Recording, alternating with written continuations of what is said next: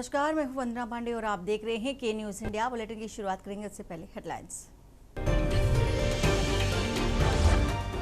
संसद में आज जजों की संख्या बढ़ाने वाले बिल पर होगी चर्चा। राज्यसभा में पेश होगा एनपीपी बिल, हंगामे के आसार। आज से कांवड़ यात्रा का शंखनाद, सुरक्षा को लेकर पुलिस प्रशासन अलर्ट, अराजक तत्वों पर सख्त नजर। बांकीपुर, दतिया और मांजलपुर सीटों पर उपचुनाव का मतदान जारी, सुरक्षा को लेकर प्रशासन अलर्ट। सरकार ने माना E20 पेट्रोल से BS3 गाड़ियों को नुकसान। गडकरी बोले कुछ रबर पार्ट्स बदलने पड़ सकते हैं, जिनकी जरूरत नहीं। बसपा प्रमुख मायावती ने आकाश आनंद को सौंपी मिशन 2027 की चुनावी कमान, हाथरस से करेंगे अभियान की शुरुआत। भोपाल में किसानों का प्रदर्शन खत्म, मूंग खरीद पर सरकार के आश्वासन पर बनी बात। आप देख रहे हैं के न्यूज, खबरों का सारथी। और बुलेटिन की शुरुआत बड़ी खबर से करने जा रहे हैं। दिल्ली से है खबर। मानसून सत्र का 9वां दिन है आज और आज सुबह 11 बजे फिर से शुरू होगी कार्रवाई। तो आज 9वां दिन है कार्यवाही का। सुबह 11 बजे कार्यवाही शुरू होगी। वंदे मातरम पर बिल लोकसभा में पेश होगा। सूक्ष्म, लघु और मध्यम उद्यम विकास विधेयक होगी पेश। मंत्री जीतन राम मांझी संशोधन विधेयक का प्रस्ताव रखेंगे। राज्यसभा में आज MSME संशोधन विधेयक पर चर्चा भी होगी।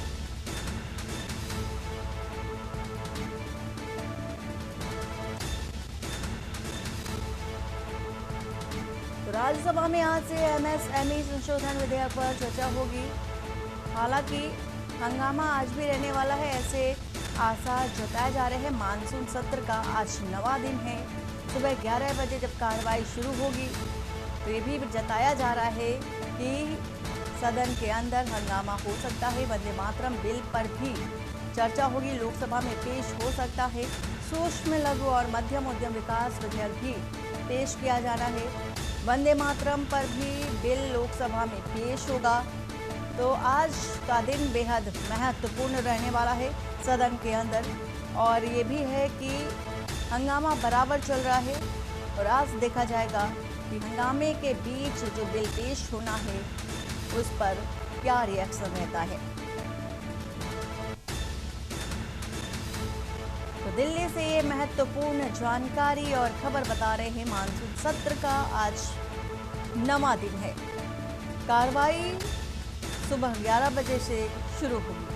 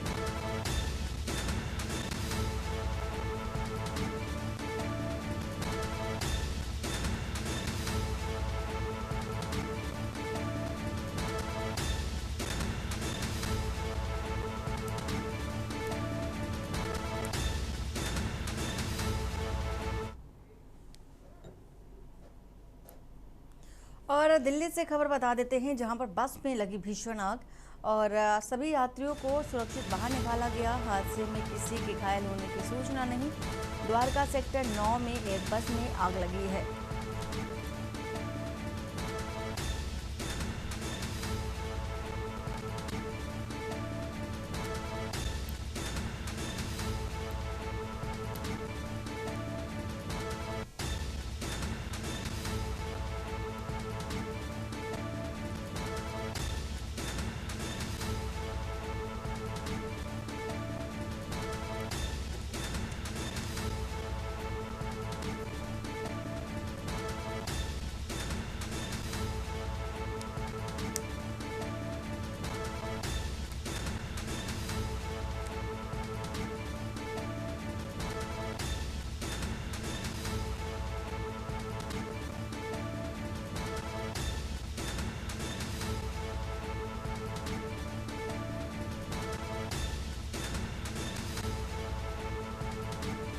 तो द्वारका सेक्टर 9 में एक बस में आग लग गई है।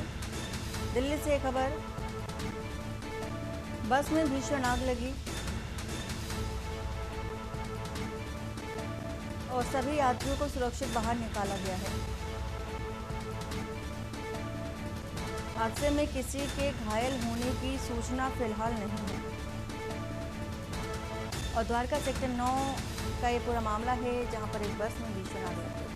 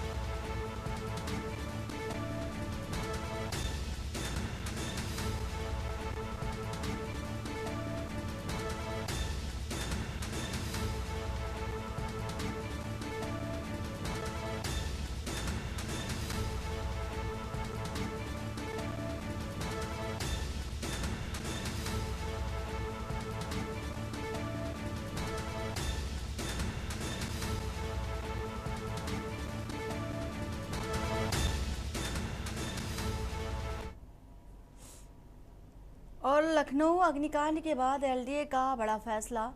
अलीगंज अग्निकांड के बाद एलडीए का बड़ा फैसला आया है सामने। सभी गैर आवासीय भवनों के लिए फायर एनओसी अनिवार्य, 15 मीटर से कम ऊंचाई पर भी नियम लागू रहेंगे।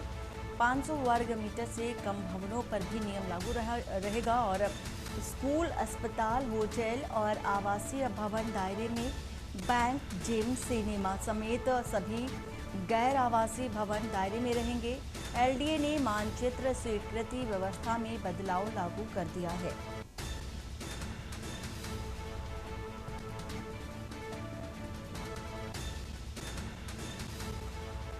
तो राजधानी लखनऊ से खबर, लखनऊ अग्निकांड के बाद एलडीए का ये बड़ा एक्शन देखा जा रहा है, बड़ा फैसला।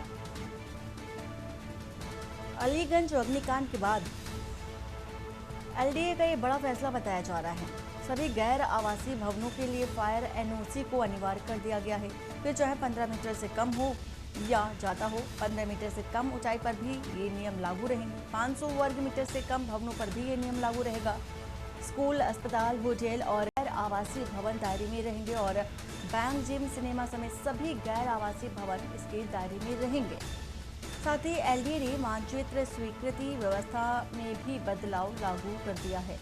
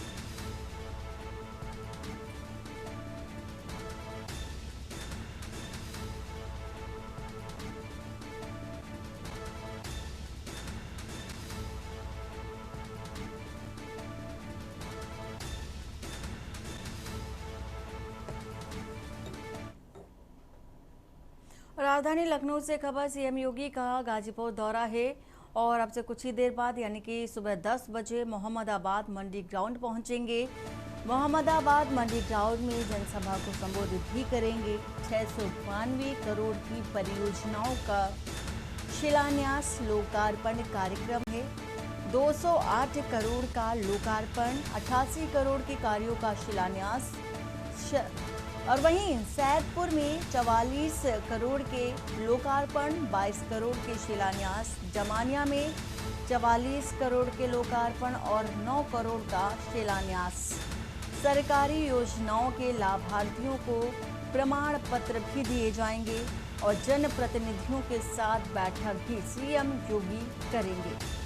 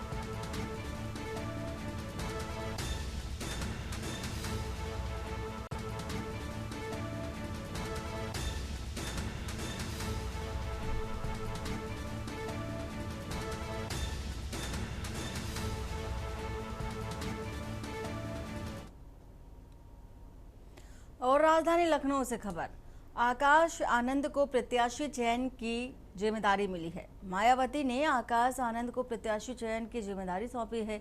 बसपा के राष्ट्रीय संयोजक को बड़ी जिम्मेदारी सौंपी गई है। आकाश आनंद की अगुवाई में सम्मेलन होंगे। 10 अगस्त को हाथरस के सादाबाद से शुरू होगा अभियान और वहीं 25 अगस्त को जेवर में सम्मेलन भी किए जाएंगे और उसमें इस सम्मेलन में शामिल भी होंगे। आकाश आनंद ने बसपा प्रमुख के साथ मंथन किया। प्रचार अभियान की शुरुआत से आकाश आनंद का कद भी बढ़ेगा, ऐसा अनुमान लगाया जा रहा है। फिलहाल 2027 की तैयारी बसपा प्रमुख की ओर से अभी से शुरू की जा चुकी है और आकाश आनंद को जिम्मेदारी भी सौंपी जा रही है। 25 अगस्त को जेवर में सम्मेलन होगा जिसमें शामिल होंगे और साथ ही साथ आकाश आनंद ने बसपा प्रमुख के साथ मंथन भी किया है। तो प्रचार अभियान की शुरुआत से आकाश आनंद का कद भी बढ़ेगा।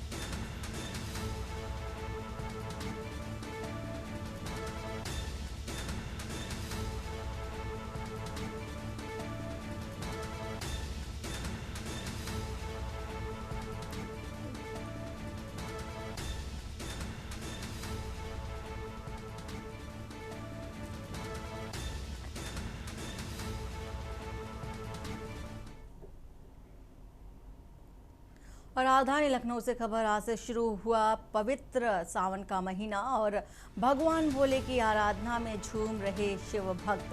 कांवड़ यात्रा को लेकर योगी सरकार की विशेष तैयारी और कांवड़ यात्रा के रूट पर भी मांस बिक्री बंद रहेंगी और शराब की दुकानें भी बंद रहेंगी। संवेदनशील इलाकों में सीसीटीवी से पूरी तरह से निगरानी भी की जाएगी। कांवड़ यात्रियों पर हेलीकॉप्टर के जरिए पुष्प वर्षा भी की जाएगी। वहीं कैंप भोजन और ठहरने की भी उचित व्यवस्था की जानी है और यूपी पुलिस भी 24 घंटे कांवड़ यात्रा की मॉनिटरिंग करती नजर आएगी।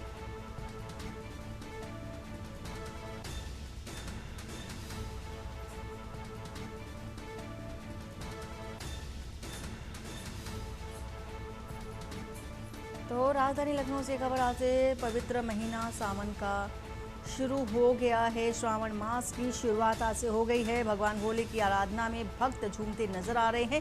कांवड़ यात्रा को लेकर योगी सरकार की विशेष तैयारी भी की गई है। साफ तौर पर जैसा कि पहले ही निर्देश सीएम योगी की ओर से दिया जा चुका है कि कांवड़ यात्रा के दौरान शराब की दुकानें और मांस बिक्री पूरी तरह से बंद रहेंगी और साथ ही साथ संवेदनशील इलाकों में भी पुलिस की निगरानी रहेगी। चप्पे चप्पे पर तकनीकी उपकरणों का प्रयोग किया जाएगा जिससे कि अराजकता का माहौल ना बन सके।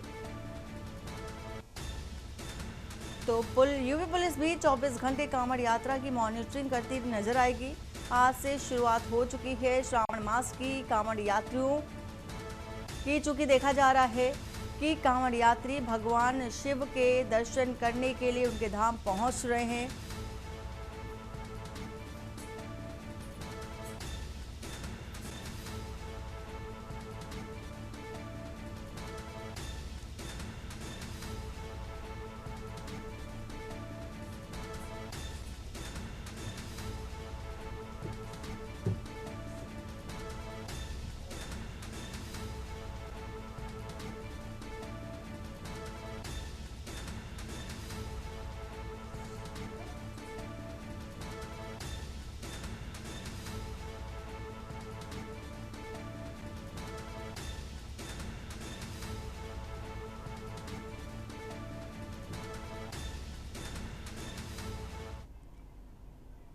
देहरादून से खबर, उत्तराखंड में मानसून फिर से सक्रिय हो चुका है। कल जिलों में हो रही बारिश और 4 जिलों में ऑरेंज अलर्ट जारी। बागेश्वर में भारी बारिश की चेतावनी। नैनीताल, चंपावत में भारी बारिश चूंकि देखी जा रही है, चेतावनी भी मौसम विभाग की ओर से दी जा चुकी है। पिथौरागढ़ में भारी बारिश की चेतावनी और देहरादून समेत 6 जिलों में येलो अलर्ट। कई मार्गों पर मलबा हटाने का भी काम जारी है।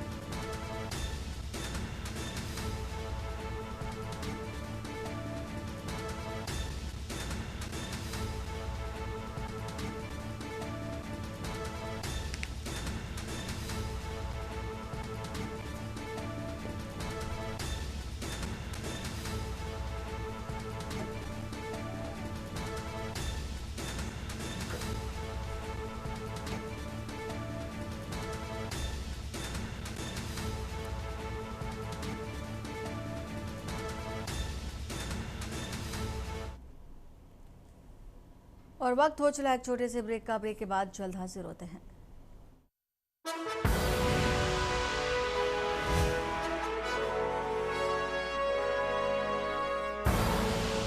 आप देख रहे हैं के न्यूज खबरों का।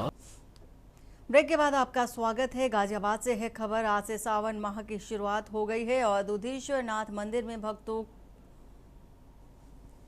भक्तों की भीड़ देखी जा रही है। मंदिर में भोले के भक्तों की भीड़ लगी है। जलाभिषेक करने के लिए भक्तों की भीड़ देखी जा सकती है। आज से श्रावण मास की शुरुआत हुई है और आज शिवालयों में बम बम भोले के जयकारे से जयघोष गुंजायमान होता नजर आ रहा है। शिवालय श्रावण मास की शुरुआत हो चुकी है शुभ और सुबह से ही भक्तों का तांता मंदिरों में लगता नजर आ रहा है। जलाभिषेक के लिए एक झलक पाने के लिए भगवान शिव की भक्त बेकरार नजर आ रहे हैं।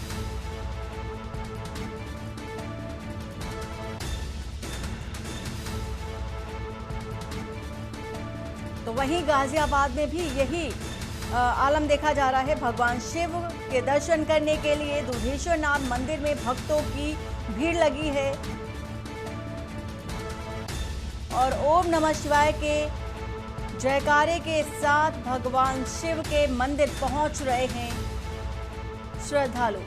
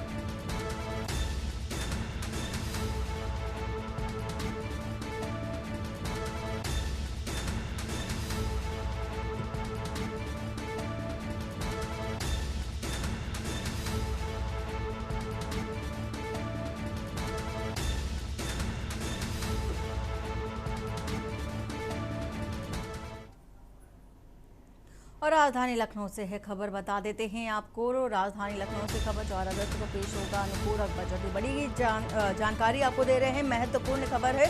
4 अगस्त को अनुपूरक बजट पेश होना है। दोनों सदनों में 4 अगस्त को अनुपूरक बजट पेश होगा। यूपी विधानमंडल का मानसून सत्र में होगा अनुपूरक बजट पेश और दोपहर 12:30 यानी कि 12:20 पर अनुपूरक बजट पेश किया जाएगा और विधायक आलम बंदी के निधन का आएगा शोक संदेश और इसी के साथ ही जनहित से जुड़ी नई घोषणाएं भी इसमें शामिल हो सकती हैं। 5 अगस्त को विधायी कार्य भी होंगे। 6 अगस्त को अनुपूरक बजट पर चर्चा होगी और 5 अगस्त को विधायी कार्य भी किए जाएंगे।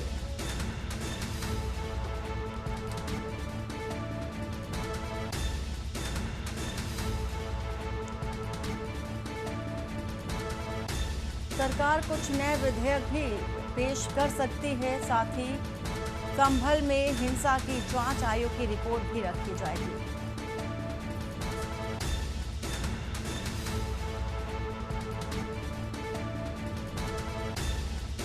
तो दोनों सदनों में 4 अगस्त को अनुपूरक बजट पेश होगा।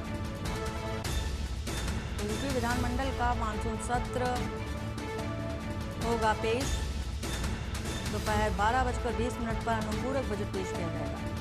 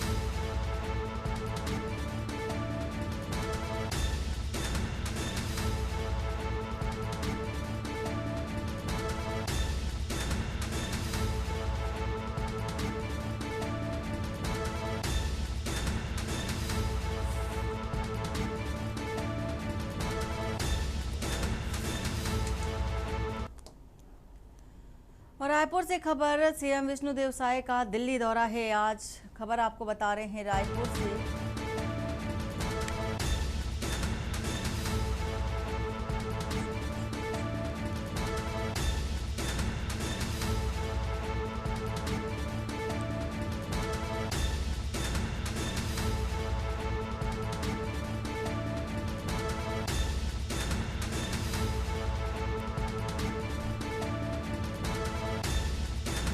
3 नेताओं से भी प्रस्तावित है अहम बैठकें। रायपुर से खबर बता रहे छत्तीसगढ़ से रायपुर एयरपोर्ट पर मीडिया से सीएम विष्णुदेव साय ने कहा, तय कार्यक्रम के अनुसार होंगे सभी महत्वपूर्ण संवाद।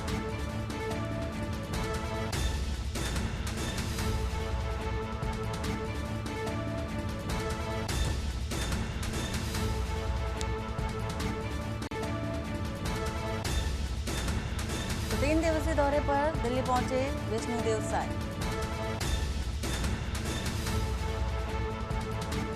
गुरुवार को बस्तर के मांझी में भी चूंकि देखा जा रहा है कार्यक्रम प्रतिनिधियों के साथ राष्ट्रपति से मुलाकात भी करेंगे।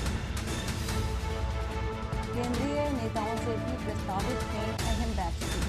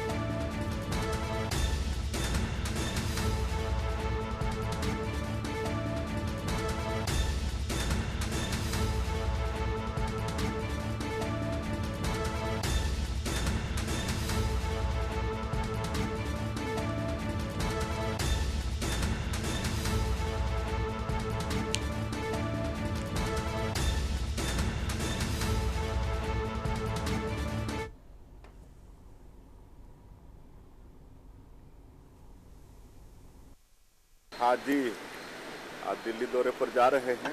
कल हमारे बस्तर क्षेत्र के जो मांझी चालकी हैं उनको महामहिम राष्ट्रपति महोदया से मुलाकात का समय मिला है, तो उनके साथ मिलना है महामहिम से।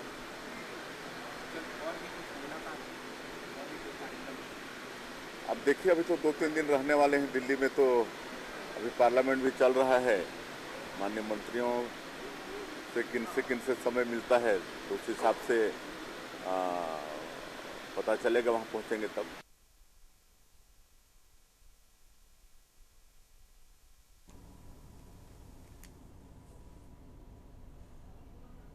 और सख्ती से आपको खबर बता रहे हैं, सख्ती से है खबर सख्ती से आपको बता रहे हैं।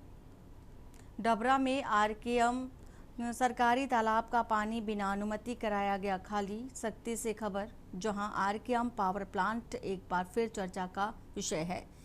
आरोप है कि प्लांट प्रबंधन ने रेलवे लाइन बिछाने के लिए सरकारी तालाब का पानी बिना किसी वैधानिक अनुमति के मोटर पंप के माध्यम से खाली कराया और तालाब में मिट्टी डालकर उसे पाटने का भी प्रयास किया। मामले की शिकायत मिलने के बाद प्रशासन ने मौके पर जांच की, जिसमें प्रारंभिक तौर पर अनियमितता सामने आई। इसके बाद प्रशासन ने प्लांट प्रबंधन के खिलाफ कार्रवाई करते हुए 1 सप्ताह के भीतर तालाब को उसकी मूल स्थिति में बहाल करने के निर्देश जारी किए। प्रशासन का कहना है कि सरकारी संपत्तियों पर किसी भी प्रकार का निर्माण या अतिक्रमण बिना अनुमति स्वीकार नहीं किया जाएगा। वहीं स्थानीय लोगों का आरोप है कि यदि समय रहते शिकायत नहीं होती तो सरकारी तालाब का अस्तित्व ही समाप्त हो सकता है। इस पूरे घटनाक्रम में प्रशासनिक निगरानी और जिम्मेदारी अधिकारियों की भूमिका पर भी सवाल खड़े कर दिए गए हैं।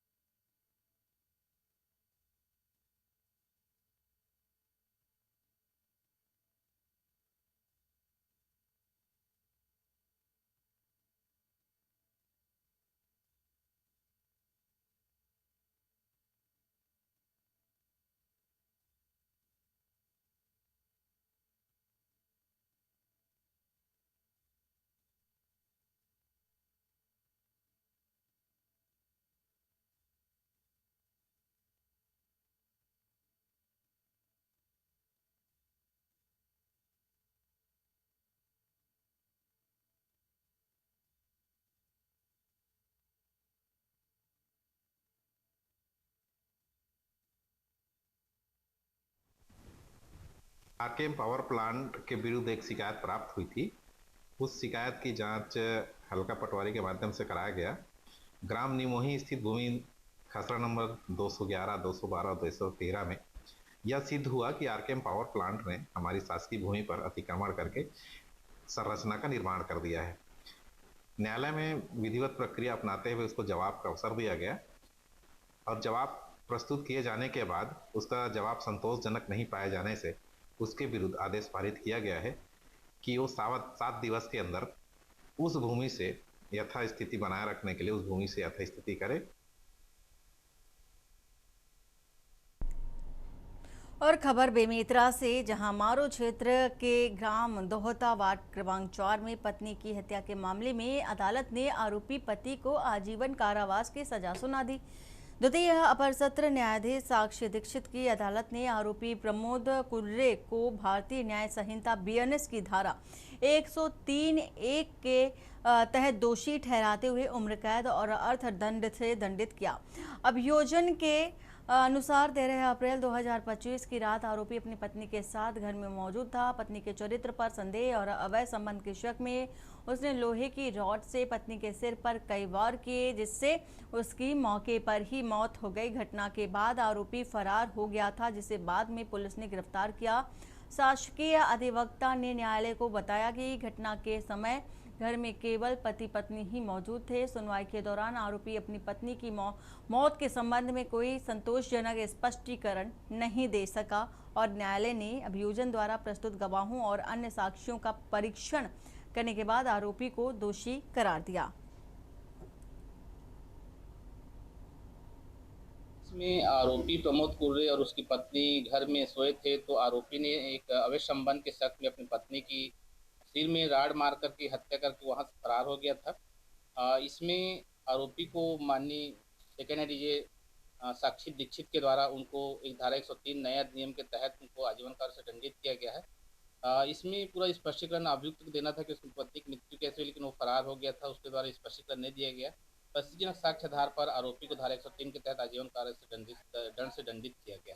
एक अच्छा फैसला मैडम के द्वारा कहा जा सकता है कि जिस प्रकार से उनके द्वारा बहुत कम समय में अच्छा ट्रायल किया जा रहा है और फास्ट ट्रायल उस न्यायालय के द्वारा हो रहा है।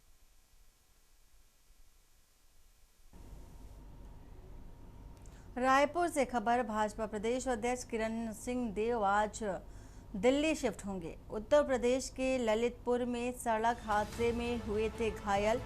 झांसी मेडिकल कॉलेज में चल रहा है उपचार।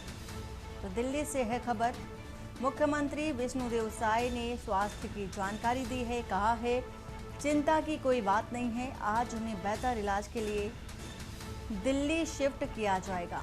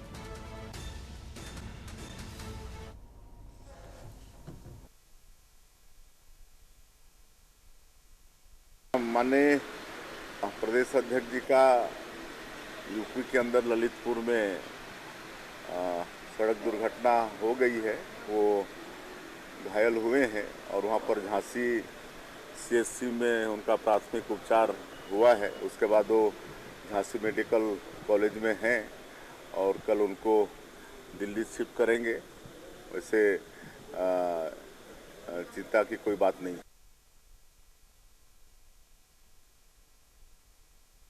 और खबर बलरामपुर से, जहां जिले में शिक्षा की गुणवत्ता सुधारने के उद्देश्य से कलेक्टर श्रीमती चंदन संजय त्रिपाठी ने विकासखंड बलरामपुर की प्राथमिक शाला कोठी खाड़ तलाया पारा शासकीय उच्चतर माध्यमिक विद्यालय बड़का गांव तथा प्री मैट्रिक बालक छात्रावास इंजानी का औचक निरीक्षण किया। निरीक्षण के दौरान कलेक्टर बच्चों की शिक्षिका बन गई और उन्होंने विद्यार्थियों से पाठ और पहाड़ा सुनवाया, प्रश्न पूछकर उनकी विषयगत समझ का आकलन किया और बच्चों से अभ्यास भी कराया। कलेक्टर ने शिक्षकों को निर्देश दिए कि प्रत्येक अध्याय के बाद नियमित प्रश्नोत्तरी और मूल्यांकन कराया जाए ताकि बच्चों की सीखने की क्षमता और आत्मविश्वास में वृद्धि हो सके।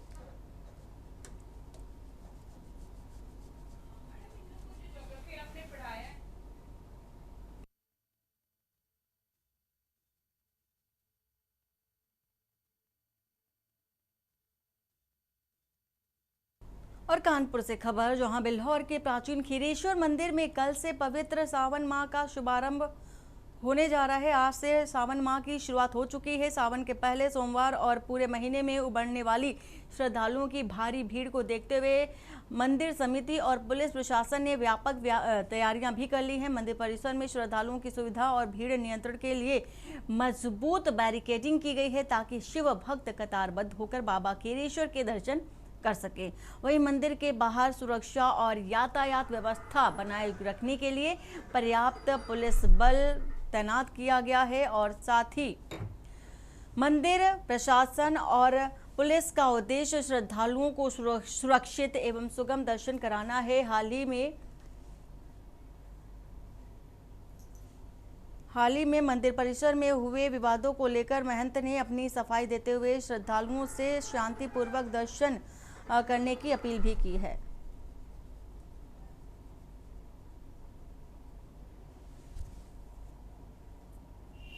शिकायत थी बच्चों की बैरिकेडिंग नहीं थी मंदिर में, आपकी बार बैरिकेडिंग उपलब्ध करा दी गई है मंदिर जी जी। प्लस में बाहर प्रशासन की तरफ से बैरिकेडिंग आ रही है जी। मेले में जाम ना लगे, गाड़ी वगैरह लाइन लगे वहीं से चौराहा से सामने से जी। प्लस में कैमरे के इंतजाम हो गए मेले ग्राउंड में करीब 26 कैमरे लगे हुए मेले में जी।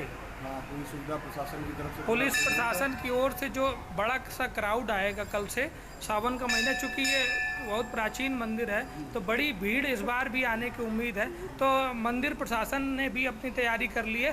पुलिस प्रशासन ने या बिल्हौर तहसील का जो प्रशासन, उन्होंने मंदिर कमेटी के साथ कोई बैठक आयोजित की है जी। हो चुकी है, मीटिंग हो चुकी है हम लोगों की है पहले ही जी। यहाँ थाना अध्यक्ष महोदय आए थे जी। तो आप मीटिंग हुई, सीपी सर आए थे उस दिन जी। तो सीपी साहब आए थे तो सारी जांच वाँच कर गए हैं गेट की वगैरह की। सावन का महीना कल से शुरू हो रहा है। अभी हम खीरेश्वर मंदिर के बाद हम खीरेश्वर के गंगा घाट पर आ गए हैं, जिसको सरैया घाट के नाम से जाना जाता है। ठीक पीछे देख रहे हैं बोंगे कि बहुत सारे श्रद्धालु जन अभी भी स्नान कर रहे हैं। कल से सावन के मौके पर यह बहुत क्राउड एरिया का स्थान है, जहां पर बड़ी संख्या में शहर भर के श्रद्धालु आते हैं, स्नान करते हैं और बाबा के दर्शन करने फिर जाते हैं। यहाँ से बगल में ही आपको उन्नाव जनपद की सीमा भी दिख रही होगी। उन्नाव जनपद की सीमा लगी हुई, उसके गाँव के लोग भी आके यहाँ पर अपना गंगा स्नान के बाद में बाबा के दर्शन करते हैं। ये प्राचीनतम गंगा घाटों में से एक है, जो कानपुर जनपद के सबसे प्राचीन गंगा घाटों में है। दूर दराज के लोग इसी स्थान पर अंतिम संस्कार की प्रक्रिया के लिए भी आते हैं और सावन के महीने में बाबा के दर्शन के लिए खीरेश्वर मंदिर पर स्नान से पहले वो बाबा के दर्शन से पहले स्नान करते हैं। हमारे ठीक पीछे देख रहे हैं, पुलिस ने इस बार भी कुछ काफ़ी व्यवस्थाएं की हैं। जो बाढ़, चूँकि गंगा का जल स्तर बढ़ा हुआ है तो इसलिए बैरिकेडिंग, एक रस्सी नुमा बैरिकेडिंग की व्यवस्था की गई है। लेकिन अभी जो फिलहाल एक चुनौती है पूरे बिल्हौर तहसील के लिए कि कहीं भी बाढ़ के दौरान कोई ऐसी दुर्घटना हो जाती है तो वहाँ पर प्रॉपरली कोई स्टीमर नहीं तैनात है और ना ही पूरे तहसील में कहीं भी जो रेस्क्यू टीम होती है जल वाली वो भी नहीं तैनात है। कहीं ना कहीं ये एक प्रशासन के लिए एक बड़ा सवाल है और क्षेत्रीय जनप्रतिनिधियों के लिए भी हम ये कहेंगे कि उनको भी आगे आकर इस विषय पर जो तमाम बड़े प्रदेश के उच्च अधिकारी उनके मामले को संज्ञान में लाना चाहिए कि प्रदेश में जिले में कहीं भी ऐसी टीमों का एक अस्थायी रूप से उनकी टुकड़ी का रुकावट कर दी जाए, उनको रुकने के लिए निर्देश दे दिए जाए कि मौके पर गंगा घाट पर अगर कोई घटना होती है तो वो मौके पर त्वरित अपनी मदद पहुंचा सकें। इसके लिए भी प्रशासन को सोचना पड़ेगा। हाल ही में एसडीएम, एसीपी, तमाम पुलिस के अधिकारियों ने गंगा घाटों का निरीक्षण किया है। कल से सावन सोमवार की तैयारियां चल रही हैं। घाटों पर अभी भी पुलिस फोर्स तैनात है और आज से ही प्रक्रिया शुरू कर दी गई। लेकिन जो डूबने के बचाने के संसाधन है उनमें अभी भी भारी कमी नजर आ रही है। कहीं ना कहीं प्रशासन के लोगों को ऐसी व्यवस्था करके रखनी चाहिए कि अचानक से दुर्घटना कोई होती है तो उनको त्वरित मदद पहुंचाई जाए। बने रहिए हमारे साथ के न्यूज़ के साथ। और बुलेटिन में फिलहाल इतना ही। बाकी की खबरों के लिए बने रहिए आप के न्यूज़ इंडिया के साथ। नमस्कार।